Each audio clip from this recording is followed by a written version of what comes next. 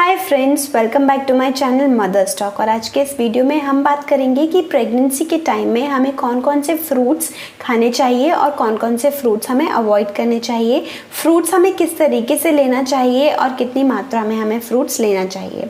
तो चलिए शुरू करते हैं ये वीडियो।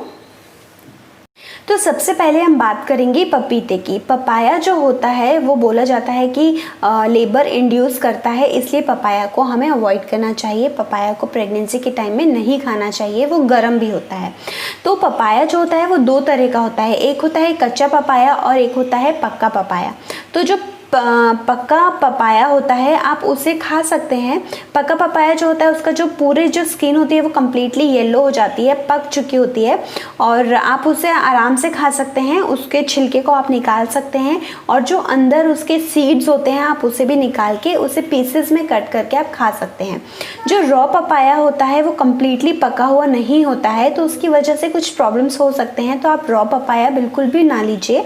लेकिन जो पक्का पपाया होता है वो आप आराम से खा सकते हैं, कुछ प्रॉब्लम नहीं है। इनफैक्ट पपीते में vitamin A, B, C, folic acid और बहुत सारी अच्छी चीज़ें होती हैं, इसमें पोटेशियम होता है, तो आप पपीता खा सकते हैं। It is completely safe. लेकिन अगर आपको डॉक्टर ने स्पेशल केयर लेने के लिए बोला है या फिर आपकी मेडिकल कंडीशन थोड़ी डिफरेंट है तो आप पपाया को कम्प्लीटली इग्नोर भी कर सकते हैं। Otherwise if you are in healthy pregnancy तो आप पपाया को आराम से खा सकते हैं। तो जो सीजनल फ्रूट्स होते हैं उन्हें हमें ज़रूर लेना चाहिए। आजकल हो क्या गया है, सारे फ्रूट्स और सारे वेजिटेबल्स भी इनफैक्ट हाइब्रिड हो गए हैं, तो आपको पूरे साल भर आपको हर तरह के फ्रूट्स मिलेंगे। लेकिन अगर कोई सीजनल फ्रूट है, जैसे कि मैंगो का सीज़न है, अगर मैंगो का सीज़न है और मैंगो आ रहा है तो आपको डेफिनेटली लेना चाहिए। लेकिन मैंगो का सीज़न नहीं है और फिर भी मैंगो आ रहा है तो आपको उसे अवॉइड करना चाहिए। तो मेरा कहने का मतलब ये है कि सीज़न के जो फ्रूट्स हैं वो आपको लेना ही चाहिए। जैसे कुछ लोग बोलते हैं कि मैंगो नहीं लेना चाहिए, वो भी गर्म होता है। ऐसा कुछ नहीं है। अगर आप 2 मैंगो खाते हैं नॉर्मली तो आप 1 मैंगो खाइए, अगर 1 खाते हैं तो आधा खाइए, आपको नुकसान नहीं होगा अनटिल एंड अनलेस आपको डॉक्टर ने स्पेशल प्रिकॉशन लेने के लिए बोला है। और दूसरा तरीका ये है कि आप मैंगो का जूस बना के भी खा सकते हैं, तो उसकी जो गर्मी है वो थोड़ी सी कम हो जाएगी। तो इस तरीके से आप सीजनल फ्रूट्स को या फिर जो फ्रूट्स बोले जाते हैं ज़्यादा गर्म है उसे इस तरीके की प्रिपरेशन के साथ खा सकते हैं। कुछ लोग बोलते हैं कि बनाना भी नहीं खाना चाहिए, उससे कॉन्स्टिपेशन का प्रॉब्लम होता है।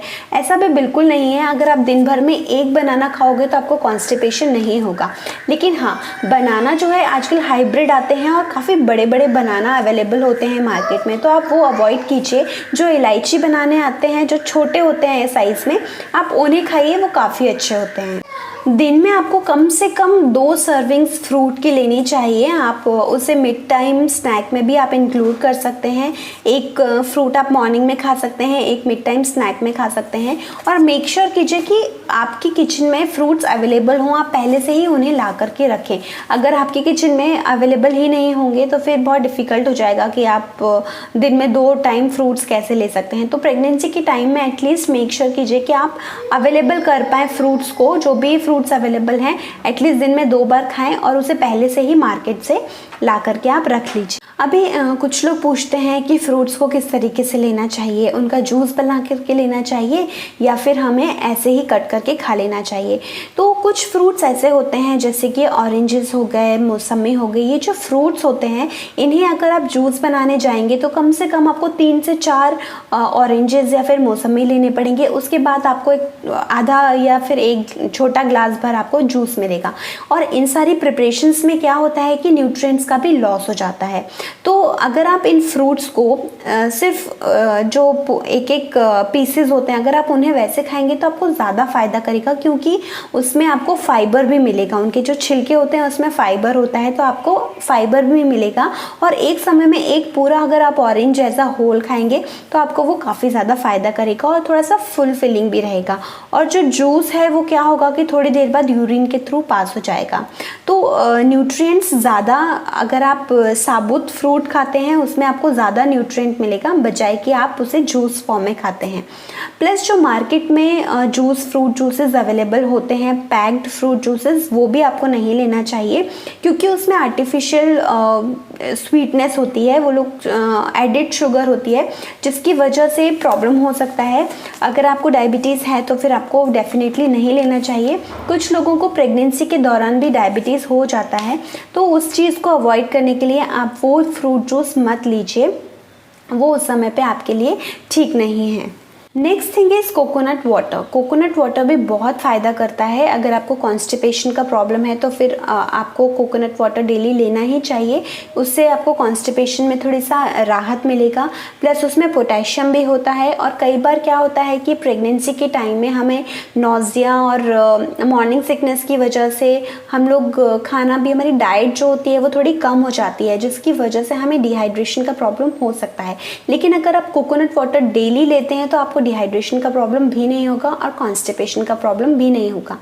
बट कई बार क्या होता है कि कोकोनट वाटर अवेलेबल नहीं होता है मार्केट में, या जहाँ से हम जनरली लेते हैं वहाँ पे अवेलेबल नहीं होता है, तो कुछ लोग पैक्ड कंटेंट आता है वो ले लेते हैं और उसे पीते हैं। तो मैं बोलूँगी आप उसे ज़रा भी मत लीजिए। अगर आपको फ्रेश कोकोनट मिल रहा है तो आप वही लेके उसे तुरंत पीजिए, फ्रेश जो मिलता है। पैक्ड कंटेंट आप मत यूज़ कीजिए, that is not good for your health. तो फ्रेंड्स, ये तो थी कुछ फ्रूट्स जो कि आपको किस तरीके से लेना चाहिए और किस तरीके से नहीं लेना चाहिए उसके बारे में हमने आज बात की। तो जैसे कि मैंने आपको बोला कि आप फ्रूट्स, किसी भी तरह का फ्रूट खा सकते हैं, कुछ भी प्रॉब्लम नहीं है। मोस्टली आपको सीजनल फ्रूट्स इंक्लूड करना चाहिए अपने डाइट में, जो कि सीज़न के टाइम पे अवेलेबल होते हैं। प्लस आप कोई भी पैक्ड कंटेंट या पैक्ड फ्रूट जूसेस होते हैं उन्हें मत लीजिए। जो फ्रूट्स आपके पास अवेलेबल हैं आप उन्हें ही खाइए। प्लस आप कोई भी फ्रूट जो आपको ऐसे लगता है, जैसे पपाया हो गया, मैंगो हो गया, ये आपको नुकसान करेगा तो आप इसे कम मात्रा में लीजिए। जब तक आपकी प्रेगनेंसी हेल्दी है तब तक आपको कुछ भी प्रॉब्लम नहीं होगा। लेकिन अगर आपको फिर भी लगता है कि ये चीज़ें हार्म कर सकती हैं तो इसे मॉडरेट वे में लीजिए, कम मात्रा में लीजिए, लेकिन आप इसे खा सकते हैं। बट अगर वही डॉक्टर ने आपको स्पेशल प्रिकॉशंस लेने के लिए कहा है और उन्होंने आपको इंस्ट्रक्शन दिए हैं कि आप ये फ्रूट्स बिल्कुल भी मत खाइए, तो आप definitely go for your doctor's advice. लेकिन अगर आपकी प्रेगनेंसी हेल्दी है then you can definitely have these fruits. तो आई होप फ्रेंड्स आपको ये वीडियो अच्छा लगा होगा, इन्फॉर्मेटिव लगा होगा, and if so then please share this video with your friends and family. और अगर आपने अभी तक मेरे चैनल को सब्सक्राइब नहीं किया है तो प्लीज़ इसे सब्सक्राइब कीजिए फॉर मोर सच वीडियोज़। और मैं आपसे मिलती हूँ अगली वीडियो में कुछ और इन्फॉर्मेशन के साथ। तब तक के लिए थैंक यू।